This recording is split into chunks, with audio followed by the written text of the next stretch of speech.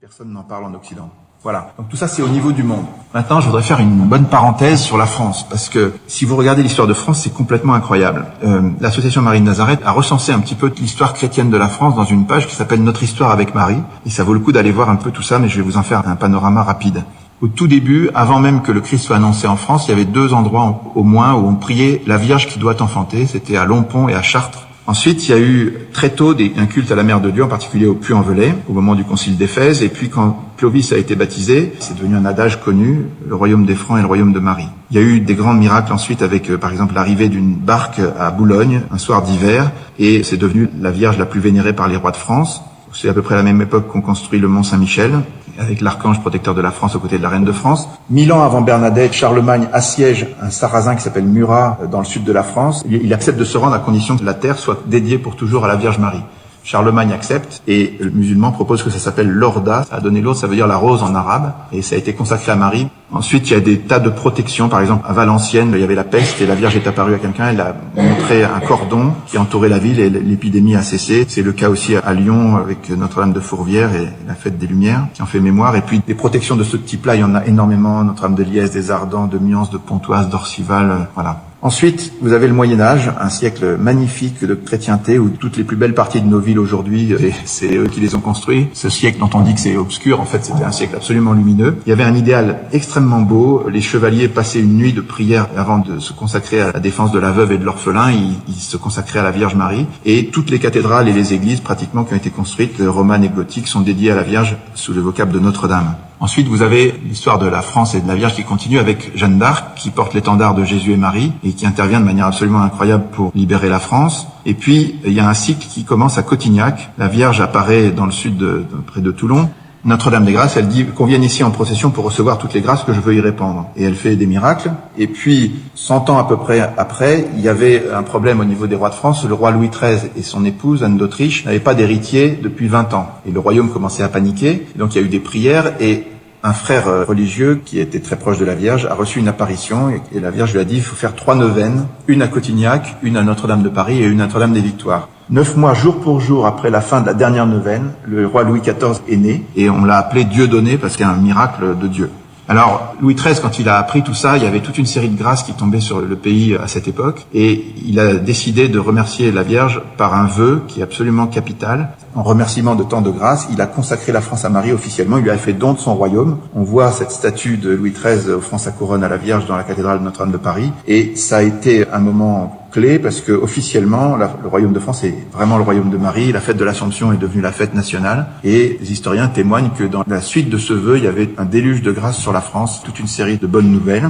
Parmi les bonnes nouvelles, Louis XIV a grandi et puis il s'est marié avec l'infante d'Espagne à Saint-Jean-de-Luz et au même moment, le jour même, Saint-Joseph apparaissait à Cotignac et Sainte-Anne aussi, donc vous voyez toute la famille de la Vierge, Joseph et sa mère sont venus en France. Voilà, tout ça jusqu'aux apparitions de Parel Monial qui sont assez décisives où le Christ vient demander la consécration de la France au Sacré-Cœur. Vous avez vu sur la médaille miraculeuse, il y a le cœur de Jésus et le cœur de Marie. Et là, il y avait eu une consécration à Marie faite par Louis XIII et Louis XIV, on lui demande la consécration au Sacré-Cœur de Jésus. Le message est très beau, il date du 17 juin 1689. Sainte Marie Marguerite transmet à sa supérieure ce message. Le Christ parle et il dit « Fais savoir au Fils aîné de mon Sacré-Cœur que comme sa naissance temporelle a été obtenue par la dévotion au mérite de ma sainte enfance, de même sa naissance à la gloire éternelle sera obtenue par la consécration à mon cœur adorable qui veut triompher du sien et par son entremise de celui des grands de la terre. Triompher du cœur du roi, ça veut dire demande la conversion du roi. La cour de Versailles et la manière dont on vivait de manière très mondaine, c'était pas exactement l'idéal chrétien. Donc, le Christ vient demander une conversion au roi et à sa cour. Le Sacré-Cœur veut régner dans son palais, être peint dans ses étendards, être gravé dans ses armes et rendre victorieuse de tous ses ennemis. Tout ça, ça s'est passé en 1689. C'était des promesses magnifiques, mais si vous regardez l'histoire de Louis XIV, jusqu'en 1689, il n'y a que des victoires, et à partir de là, il n'y a pratiquement que des défaites. Ce vœu, donc, n'a pas été exaucé, il y a eu un grand changement. Le 17 juin 1789, c'est-à-dire 100 ans jour pour jour après, le tiers-État se proclame Assemblée constituante, c'est-à-dire c'est le basculement de la Révolution. Tiers-État qui prend le pouvoir, en fait. 3 ans après, Louis XVI, au fond de sa prison au Temple, il se souvient qu'il y a eu un problème, et il fait la consécration au Sacré-Cœur. Mais là, il n'a plus le pouvoir, donc ça ne marche pas. Et il y a quelque chose de très fort, c'est que 242 ans plus tard, vous savez qu'il y a eu ces apparitions de Fatima, où la Vierge avait demandé qu'on consacre le monde à son cœur immaculé. Elle avait dit en gros que ça éviterait la Deuxième Guerre mondiale et puis que la Russie arrêterait de répandre ses erreurs à travers le monde. Et en 1931, le Christ apparaît à Sœur Lucie et il vient se plaindre. Il dit « Ils ne veulent pas écouter ma demande. Comme le roi de France, ils s'en repentiront. Et la Russie répandra ses erreurs, des persécutions viendront, le Saint-Père aura beaucoup à souffrir, et tout ça, et tout ça. » Si vous voulez, ce qui est étonnant, c'est que 242 ans plus tard, le Christ n'a pas oublié que le roi de France n'avait pas fait ce qu'il devait faire. Alors il y a eu des choses, il y a eu en Vendée, on s'est consacré au Sacré-Cœur, les pauvres Vendéens l'ont payé très cher, il y a eu le père de Foucault, il y a eu plein de choses autour du Sacré-Cœur, et en particulier, il y a eu quand même la construction, avec un vœu national en 1870, du Sacré-Cœur de Montmartre, qui était dans la demande de Jésus à Paray-le-Monial. Mais il y a quand même un rendez-vous manqué avec le Sacré-Cœur. On peut se souvenir de ça, et il y a un psaume qui dit « Le plan du Seigneur demeure pour toujours, les projets de son cœur subsistent d'âge en âge ». C'est-à-dire que s'il l'a voulu à un moment, il le veut certainement encore. Voilà. Alors, le 14 novembre 1945, après la Seconde Guerre mondiale, donc le Sacré-Cœur apparaît à Marcel Van, au Vietnam, à l'autre bout du monde. Il lui donne une prière.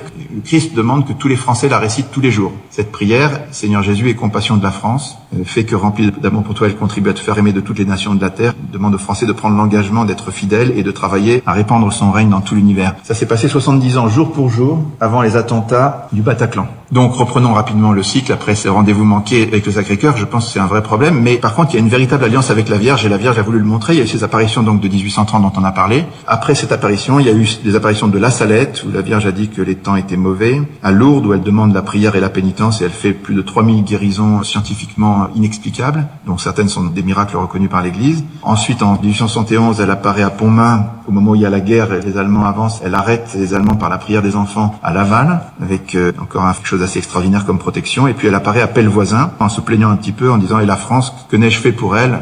La réponse n'est pas très forte. Vous voyez, en 36 ans, la Vierge dessine un M sur notre pays, un peu comme celui de la médaille miraculeuse. D'une certaine manière, c'est pour montrer la protection qu'elle a décidé de donner à ce pays. Cette protection, on la constatera en permanence. En 1914, durant la bataille de la Marne, il y a une grande apparition de la Vierge qui arrête les armées allemandes le temps que les Français s'organisent. Et puis, en 1947, il y avait une menace de révolution communiste en France. La Vierge apparaît à l'île Bouchard et elle demande la prière des petits-enfants parce que la France est en grand danger. Des protections contre les guerres, il y en a eu partout, depuis Bouvines, Paris avec Sainte-Geneviève, mais Nantes, Orléans, Cambrai, Bar-le-Duc, Verdun, tout ça. Toutes ces grâces sont incroyables. Et en 1922, le pape Pie XI proclame Marie patronne principale de France avec un texte magnifique. Et il dit que Saint-Michel-Archange, Sainte Jeanne d'Arc et Sainte-Thérèse de l'Enfant Jésus sont les patrons secondaires de la France. Donc c'est reconnu au niveau de l'Église maintenant, au niveau politique. La France est vraiment le royaume de Marie. On peut compter là-dessus et c'est très important pour nous. Mais après ce cycle donc d'apparition de la Vierge, il y a un autre cycle qui démarre avec la victoire de Sébastopol où Napoléon III prend les canons russes et il en fait une statue qui s'appelle Notre-Dame de France au Puy-en-Velay. Et puis quelques années plus tard, au début du XXe siècle, les Assomptionnistes créent une image de Notre-Dame de France très spéciale avec l'enfant Jésus sur l'épaule. Et ils la placent au sommet de la vieille ville de Jérusalem dans un très gros bâtiment.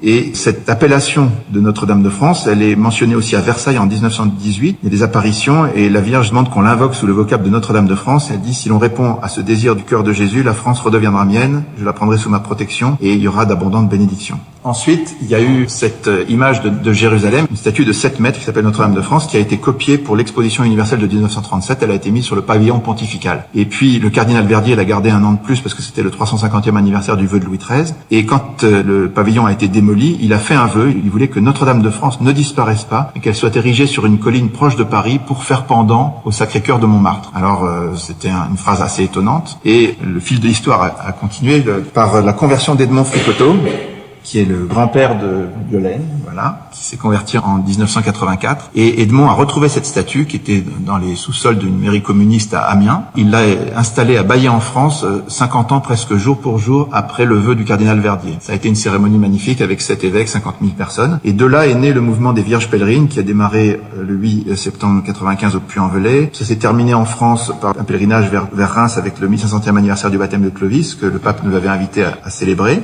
Et puis ensuite, les Vierges pèlerines sont parties dans le monde, bénies par Jean-Paul II le 8 décembre 96 et par le patriarche de Constantinople une semaine après à Istanbul. Donc c'est parti pour 4 années de prières dans 120 pays du monde. Et au cours de ces prières, cette statue de Notre-Dame de France a été diffusée à 12 000 exemplaires. C'est-à-dire qu'il y en avait partout. Et c'était pas la seule, il y a eu des milliers d'autres qui ont été reproduites, mais cette statue a eu une très belle histoire. Voilà un peu tout ce qu'on peut dire sur le lien entre Marie et la France. Mais derrière tout ça, j'ai une grande question, moi, parce que finalement, c'est quand même très curieux.